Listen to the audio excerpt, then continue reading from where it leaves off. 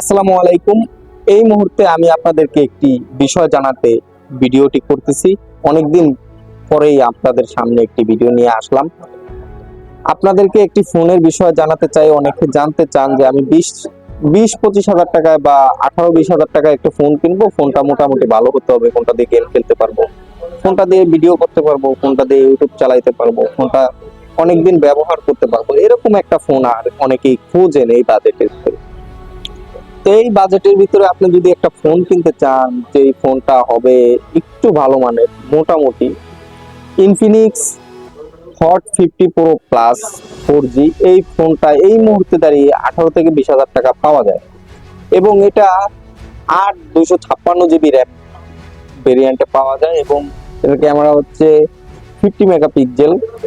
তো এটাতে 33 watt charger দেওয়া রয়েছে, যা খুবই ফাস্ট চার্জ নেয়।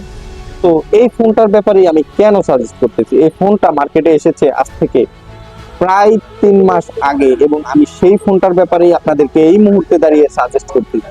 তার কারণ আমি আমার সার্ভিসিং জগতের অভিজ্ঞতা থেকেই আপনাদেরকে জানানোর চেষ্টা করি যে কোন ফোনটা নিলে আপনাদের জন্য ভালো হবে, আপনারা অনেকদিন ব্যবহার করতে পারবেন। আমি কোনো ফোন বিক্রি করতে আসি নাই, আমি কোনো কোম্পানি থেকে স্পন্সর নিয়ে আসি নাই যে আপনাদেরকে বলতে যে ওই কোম্পানির ফোনটা আপনারা কিনেন। আমি নিজে ফোন সার্ভিসিং করতে গিয়ে যে অভিজ্ঞতা আমি অর্জন করি, সেখান থেকে আপনাদেরকে কিছু সামান্য অভিজ্ঞতা আপনাদেরকে দেওয়ার চেষ্টা করি। ইনফিনিক্স হট 50 প্রো প্লাস যে ফোনটি রয়েছে, এই ফোনটি আমি খুলেছি এবং এই ফোনটিকে আমি ভালোভাবে দেখেছি, এই ফোনটির ব্যাপারে আমি ভালোভাবে জেনেছি, তারপরে আপনাদেরকে আমি এই বিষয়টি জানাচ্ছি।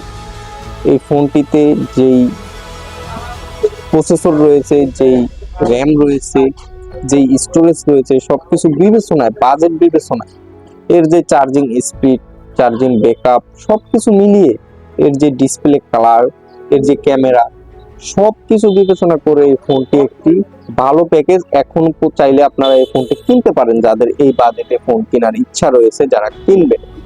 তবে আমি আপনাদেরকে সাজেস্ট করবো আপনার ভালো মতো একটা 20 হাজার টাকা দিয়ে একটা ফোন কিনবেন। আমি চাই ওটা যাতে আপনি দীর্ঘদিন ব্যবহার করতে পারেন।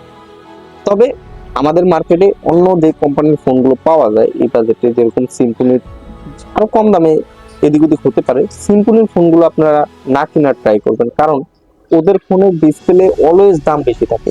আপনার ফোন কিনবেন, ফোনের ডিসপ্লে নষ্ট হতেই পারে।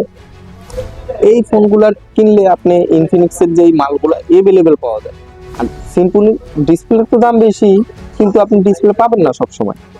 ওদের সার্ভিস সেন্টারে পাওয়া গেলেও দাম অনেক বেশি, অনেক কম। সেই দিক থেকে ইনফিনিক্সের প্রোডাক্টের গুণগত মানও অনেক ভালো এবং তাদের প্রত্যেকটা পার্টস অ্যাভেলেবেল বাংলাদেশে, তাই আপনারা এই ফোনগুলো কিনতে পারেন। তো এই ফোনটির ব্যাপারে আপনাদের কোনো মতামত থাকলে কিংবা কোনো প্রশ্ন থাকলে আমাকে কমেন্ট বক্সে জানাতে পারেন, অথবা আমার হোয়াটসঅ্যাপ নাম্বারে যোগাযোগ করতে পারেন। আপনাদেরকে পরামর্শ দেওয়ার চেষ্টা করবো ইনশাআল্লাহ। সবাই ভালো থাকবেন, সুস্থ থাকবেন। আল্লাহ হাফিজ।